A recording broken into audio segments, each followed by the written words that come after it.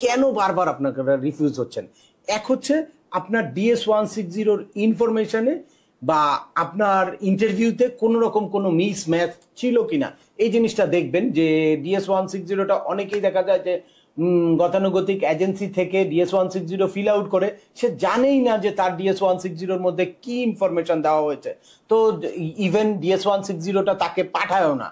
তো যার কারণে সে অনেকটা ব্লাইন্ডলি ইন্টারভিউতে চলে যায় কোনো রকম কোনো প্রিপারেশন ছাড়া।